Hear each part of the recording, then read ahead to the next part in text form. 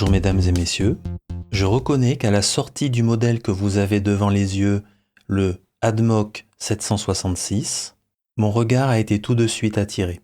Il y a deux raisons qui sont liées à ceci. C'est tout simplement qu'il n'y a pas sur le marché beaucoup de vacuum filler à ce prix-là. On pense bien entendu tout de suite à l'Asvine V126. L'Asvine V126 est vraiment un très bon stylo, ce qui veut dire que pour venir concurrencer ce Asvine V126 sur son propre terrain, il va falloir que Admoc fasse une belle proposition. On pourra noter aussi que Admoc a sorti en même temps que ce 766 un 757, et si vous regardez bien, il se pourrait qu'il ressemble comme deux gouttes d'eau à un Asvine P20. Toute ressemblance, bien entendu, entre ce Admoc 766 et le Asvine V126 et le Admoc 757 avec le Asvine P20, bien entendu, toutes ces ressemblances sont tout à fait fortuites. Oups, serait-ce de l'humour? Quelques mots pour commencer sur ce que nous a proposé Admoc dans le passé. Ce qui a surtout fait connaître Admoc, c'est en premier le M800.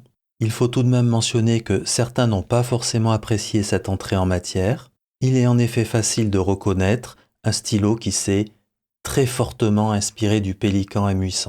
Ceci étant, si on ne considère que le stylo, ça reste un très bon stylo. Si vous voulez plus de détails, vous pouvez consulter la revue qui est sur cette chaîne.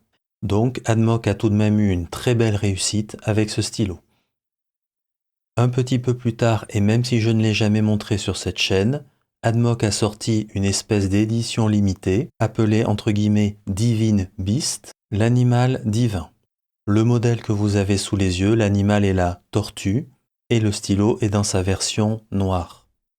Je reconnais que j'ai une nette préférence pour ce modèle-là, que je trouve vraiment très joli. Alors, c'est le même modèle, pardon, je veux dire pour cette finition-là.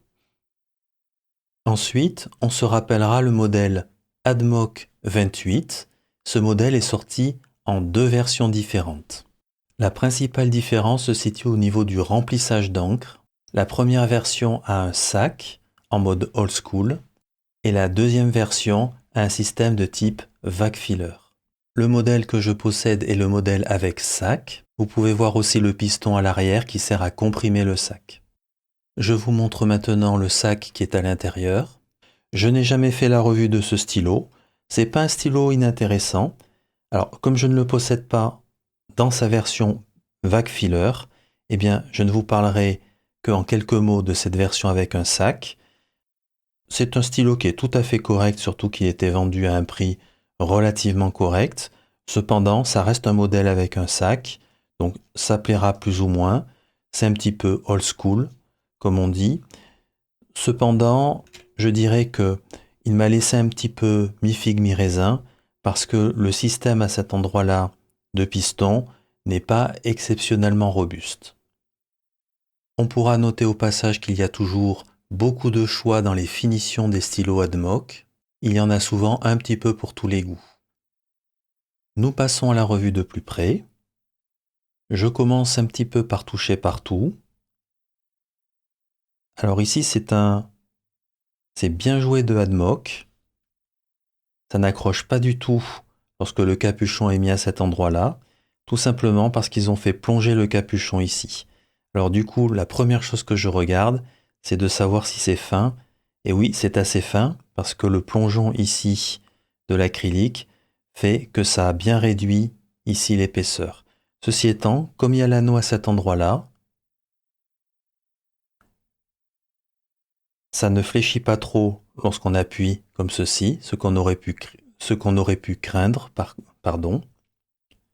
Donc je dirais c'est très correct, mais il faut bien noter que ce n'est pas très épais à cet endroit-là. En tout cas, c'est très doux, aucun problème, ça n'accroche pas le doigt. L'anneau accroche un tout petit peu, mais c'est dû aux gravures qui sont sur le dessus. L'intégration est très bonne. Je ne ressens pas du tout d'accroche au niveau du doigt. Bien entendu, l'anneau est bombé, donc ça facilite son intégration. En tous les cas, de ce côté-là, c'est très bien fait. Je vous montre l'anneau de près. Il est assez finement ciselé, je trouve. C'est assez joli. Il faut de très bons yeux pour arriver à le lire. Je vais vraiment vous le rapprocher pour essayer de vous le montrer. Et ici, il y a écrit en tout petit Admoc, bien centré sur le clip. C'est appréciable. C'est un anneau que je trouve tout de même assez joli. De même au niveau de l'anneau à cet endroit-là. C'est très bien fait, ça n'accroche pas du tout. Aucun problème. Et je dirais la même chose à cet endroit-là. Très bien intégré. Aucun souci. Ici et ici, ce sont des anneaux un petit peu bombés. Le clip, parfaitement fonctionnel. Il est souple, pas de problème. J'ai choisi cette finition Coffee Milk parce que je la trouve très jolie. Et en visuel, j'aime beaucoup. En tous les cas, tout est impeccable d'un point de vue aspect extérieur. Tout de suite, je vais dévisser le vacuum filler. Aucun problème. Il y a un petit peu de jeu, ce qui permettra d'amortir les frictions métalliques avec l'acrylique. À l'intérieur, c'est fait de manière tout à fait classique, RAS. On visse et on dévisse sans problème, ça fonctionne très bien. Ça m'a surpris parce que ça a été adouci à cet endroit-là, ça n'accroche pas du tout le doigt. Donc c'est vraiment très bien fait. Ils ont profité d'avoir un anneau bombé pour un petit peu adoucir l'angle à cet endroit-là. Ça c'est bien joué. On retire le capuchon. Nombre de tours, 1 tour, 1 quart. Globalement, ça se visse, ça se dévisse tout à fait correctement. Aucun problème. Un petit peu de jeu, mais ça reste raisonnable. L'intérieur du capuchon, très classique. Pas besoin de liner. Ici, il y a un méplat directement découpé au niveau du capuchon, au niveau de l'acrylique du capuchon, qui va accueillir le bout du grip. Très correct. Donc, sans problème, tout a l'air très correctement fait. Comme c'est un vacuum filler, on va dévisser à cet endroit-là. Alors, tous les vacuum fillers ne se dévissent pas ici. Dans tous les cas, celui-ci se dévisse, ce qui est très bien pour le nettoyage et la maintenance du stylo. C'est une très bonne chose. Le joint à cet endroit-là, classique pour empêcher l'encre de fuir. On observe le piston et je tiens à vous faire noter, le piston est arrivé, il était graissé à l'intérieur. C'était parfait, ça coulisse parfaitement bien, aucun souci.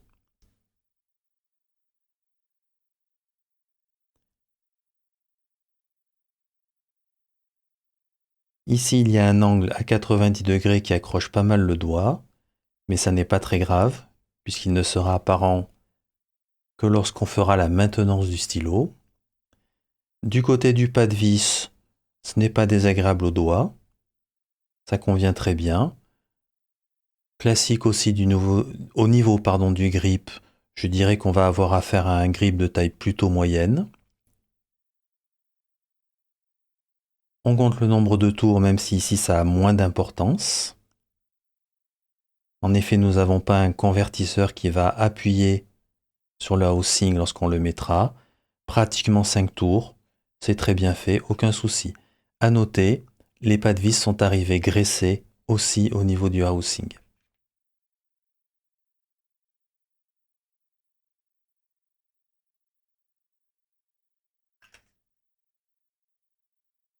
Qu'est-ce que je pense globalement de ce stylo? Eh bien écoutez, il est très bien fait. Finalement, il n'y a pas grand-chose à lui reprocher. Je dirais que au niveau du capuchon, en haut du capuchon, je veux dire au niveau de la jonction entre le capuchon et le corps, C'est vrai que c'est un petit peu fin au niveau de l'acrylique, en épaisseur. Par contre, l'anneau revient bien rigidifier les choses, donc ça se passe plutôt bien, je trouve. Finalement, je n'ai quasiment aucun reproche à lui faire, surtout compte tenu du prix. Je rappelle le prix aux alentours de 25 €. Je vous fais un rapide démontage du stylo, mais vraiment rien de spécial. Ça se passe d'ailleurs comme sur un Asvine V126 et comme la plupart des vacuums ou des piston fillers. La clé Asvine,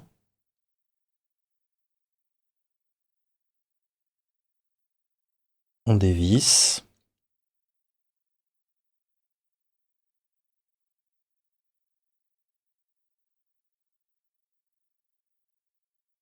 le vacuum filler sans problème. Pour rappel, on peut enlever ici aussi. Et si vous avez envie, de ce côté-là aussi, la plume. Donc rien de spécial, c'est très facile à faire. Alors maintenant, on va se poser la question de la plume et sa compatibilité. En effet, si vous vous rappelez, j'ai acheté la plume. Alors elle est souvent notée genuine sur AliExpress. Bon, en tous les cas, c'est vraiment la plume de base. Vous le traduisez comme vous voulez, authentique, originel. Mais surtout, il y a noté dessus Iridium Point. Je testerai le stylo jusqu'au bout avec cette plume-là, Iridium Point. Mais sachez que ce pas de vis est tout à fait compatible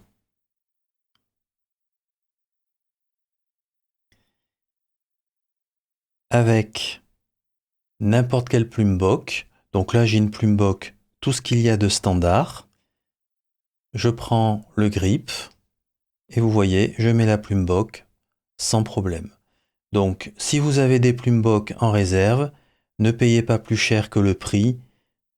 Prenez la plume Iridium Point si vous le voulez et vous pouvez insérer une plume Bock que vous auriez déjà en réserve.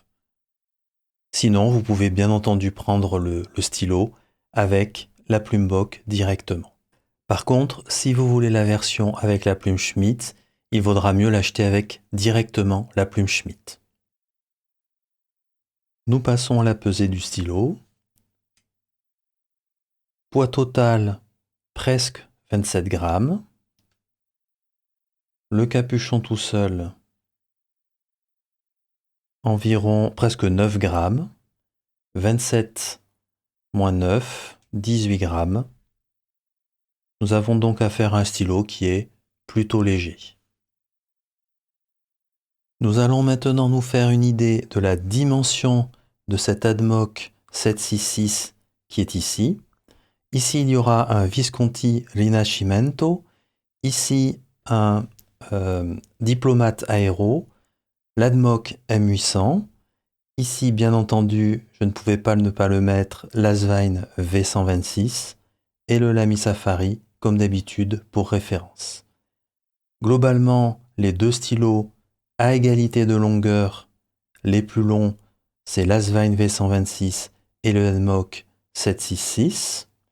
Tout de suite derrière, approximativement à égalité, les quatre autres stylos, Visconti, Diplomate, Admoc M800 et Lamy Safari. On notera tout de même que le V126 et l'Admoc 766 ont tout de même de belles ressemblances. Une fois tous les capuchons retirés, eh bien, c'est match nul partout comme vous pouvez voir. Peut-être le Visconti un peu en retrait, effectivement, mais vraiment les autres sont approximativement de même longueur. Il n'y a vraiment pas de grosse différence. Ça se joue vraiment au millimètre près. Nous passons maintenant avec les capuchons postés à l'arrière. Un petit commentaire en premier lieu. J'ai écarté l'Admoc M800 et le Diplomate Aero ici parce qu'ils postent soit très mal, soit pas du tout. Je continue la petite parenthèse avec oui, l'Admoc M800 dans cette finition ne poste pas bien du tout, et même pas du tout, comme vous pouvez le voir, contrairement au Admoc M800 classique, dans les finitions classiques, qui lui poste tout à fait bien, sans aucun problème. Donc attention, si vous êtes intéressé par cette finition dite des animaux divins, eh bien attention, ce stylo-là ne peut pas être posté, le capuchon ne peut pas être posté. Sinon, pour les 4 stylos qui restent, Visconti, Admoc, Asvine et l'ami Safari, eh bien, nous sommes très proches une fois de plus. Le Visconti est tout de même un petit peu en retrait. Par contre, Asvine, Admoc et l'ami, c'est vraiment de même longueur, sans aucun problème. Ce stylo poste très bien. Donc si vous voulez le poster, aucun souci.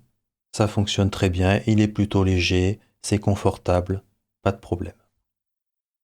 J'enlève maintenant le capuchon.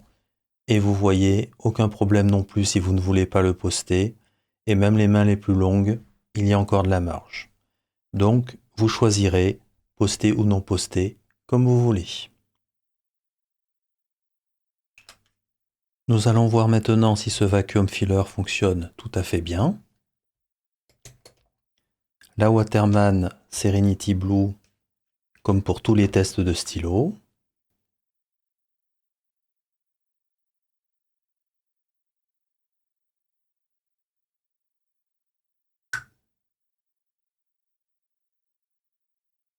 Ça fonctionne tout à fait bien.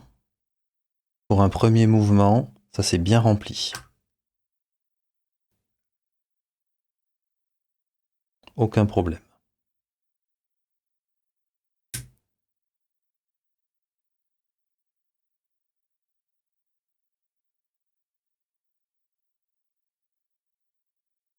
Je tiens à vous faire noter, il n'y a pas de fenêtre d'encre sur ce modèle-là, mais on voit à travers l'acrylique, donc il n'y a aucun problème pour se repérer pour le niveau d'encre. Comme vous pouvez l'imaginer, à un moment donné, ça devait arriver dans la vidéo. Il y a bien entendu le Admoc qui est ici, 766, et ici j'ai 4 Asvine V126, et vous avez pu le noter lors de la comparaison des longueurs, il y a de claires ressemblances entre ces deux stylos.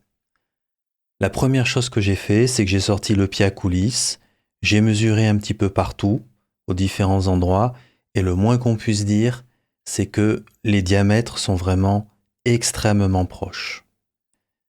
Au niveau des anneaux, de même, on a affaire à des anneaux bombés à chaque fois, à ces endroits ici et ici. Je dirais que l'anneau est un petit peu plus proéminent, donc c'est pas exactement le même entre les deux stylos, mais il y a quand même une claire ressemblance. Le clip est plus court du côté du Admoc, de manière claire, mais sinon, en termes de forme, ce sont vraiment les mêmes clips.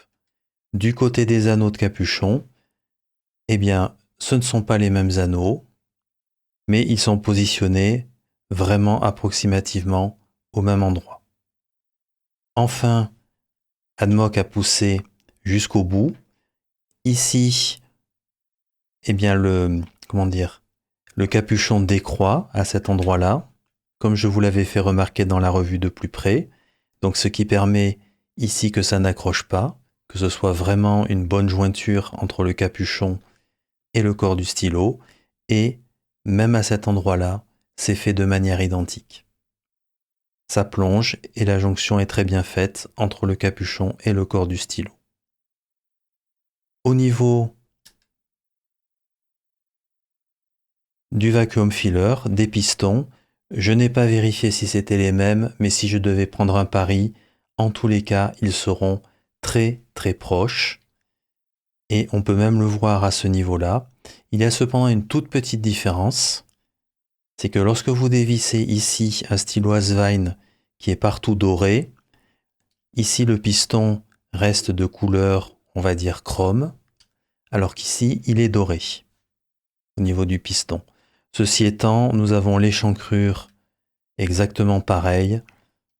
Donc c'est vraiment des pistons qui sont extrêmement similaires. En tous les cas, ça ne sera pas un différenciateur entre les deux stylos. Je passe maintenant aux grippes. Et là encore, comme vous pouvez l'imaginer, les grippes. Alors ne faites pas attention aux plumes, parce que j'ai changé la plume de cet Asvine. D'ailleurs, je pourrais prendre un autre Asvine. Par exemple celui-ci.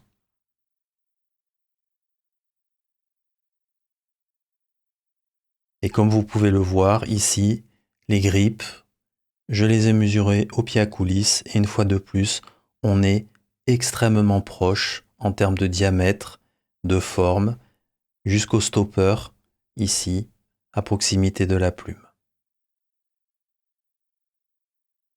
Donc ce qui différenciera les deux stylos, c'est qu'ici, on aura plutôt la plume Asvine et ici, on aura le choix entre cette plume dite Iridium Point, Schmidt ou Bock. Sinon, le moins qu'on puisse dire, c'est qu'on est sur des stylos qui sont extrêmement proches à tous les niveaux. Démarrons la session d'écriture. Quelques mots pour commencer sur le confort. Un grip de taille moyenne qui ne glisse pas du tout. Globalement, les dimensions du stylo sont assez standards. Pour rappel, nous sommes sur des choses très similaires, par exemple avec un Asvine V126. On peut aussi poster le capuchon. Donc au final, côté confort, c'est un stylo qui conviendra à la plupart des mains. Côté écriture, qu'est-ce que vaut donc cette plume Iridium Point? Eh bien, elle écrit tout à fait correctement, et je dirais même, elle est même plutôt plaisante. C'est une plume de taille médium, elle est douce, rigide, avec une humidité que je qualifierais de moyenne à moyen plus. Donc au final, une plume assez standard qui fonctionne tout à fait correctement.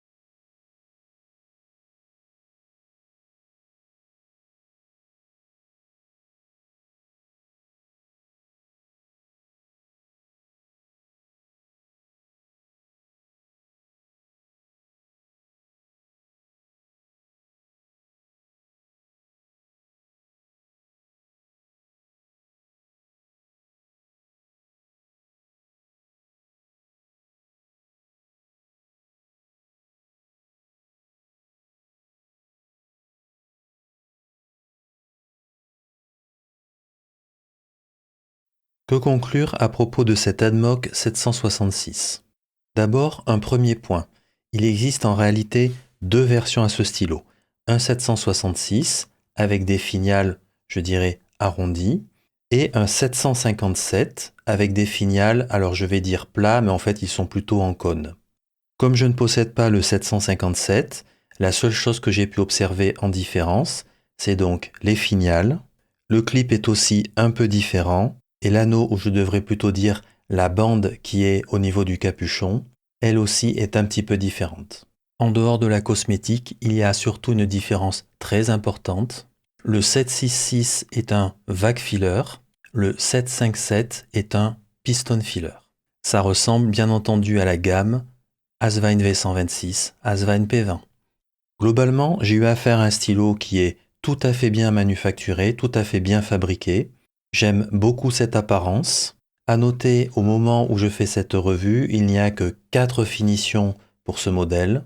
Mais si Admock fait comme d'habitude, il y aura sûrement d'autres finitions à l'avenir. Le stylo s'est avéré très confortable à l'écriture. Les pas de vis fonctionnent bien. Le clip est OK, tout à fait utilisable. La plume que j'ai choisie, donc l'Iridium Point, fonctionne très bien. On pourra noter que si vous voulez payer un petit peu plus cher, vous pouvez avoir ce stylo avec une plume Bock ou une plume Schmidt. Et je tiens à noter que cette plume Iridium Point, eh bien, on peut la changer pour une plume Bock, et je devrais même plutôt dire que c'est toute l'unité de plume, c'est-à-dire avec le housing qui peut être changé. Donc vous avez juste à dévisser et à revisser avec la nouvelle plume Bock. Le prix est tout à fait correct puisqu'on est aux alentours de 25 €. Bien sûr, si vous rajoutez la plume Bock ou la plume Schmidt, il faudra compter une quinzaine d'euros en plus. Du côté du test de sécheresse de plume, le stylo à la verticale, plume vers le haut. Au bout de 24 heures, la plume redémarre sans aucun problème. Je ne l'ai pas mentionné, mais il est vrai qu'il n'y a pas de fenêtre d'encre sur ce modèle 766. Cependant, je vois l'encre à travers la finition acrylique, donc il n'y a aucun problème pour voir votre niveau d'encre, même s'il n'y a pas de fenêtre d'encre. Du côté de ce que j'ai moins aimé, eh bien, je n'ai rien mis. Tout simplement, à ce prix-là, il n'y a vraiment rien à reprocher à ce stylo. C'est vrai que l'acrylique est peut-être un tout petit peu fine entre le bandeau et le bout du capuchon, mais ça ne ploie pas sous la pression parce que l'anneau est assez rigide. Donc vraiment, rien de bien méchant à ce prix-là. Maintenant, j'en viens à un dernier point qui, à mon avis, est intéressant. Cet Admock 766 ressemble vraiment énormément, mis à part la finition, à l'Asvine V126. Alors, au moment de la décision, est-ce qu'il vaut mieux aller vers un V126 ou vers un Admock 766 ? À mon avis, les deux critères qui devraient être prépondérants, ce sont les deux suivants. Le premier est bien entendu la plume. Avec l'Asvine V126, vous avez la plume Asvine. Ce sont des plumes qui sont presque toujours bien tunées en sortie de la boîte. Elles sont très rigides et elles ont une caractéristique d'écriture qui est la douceur. Du côté de l'Admock, vous pouvez avoir la plume Iridium Pont. Je suppose que ça sera une plume moins bien contrôlée que celle de Asvine. Mais d'un autre côté, ça fait que le Admock 766 a un prix un petit peu inférieur à l'Asvine V126. Et par ailleurs, vous pouvez très bien remplacer l'unité de plume Iridium Pont par une plume tout à fait standard Bock. D'ailleurs, je pourrais étendre ça à toutes les unités de plume compatibles Bock. Et là, vous pouvez aller chercher par exemple aussi chez Canwright. Le second critère de décision, à mon avis, tournera autour de la finition. Les deux stylos n'ont pas du tout les mêmes finitions, je veux dire en termes d'apparence. Ici se termine la revue du Admock 766 et je vous remercie pour votre attention. À bientôt.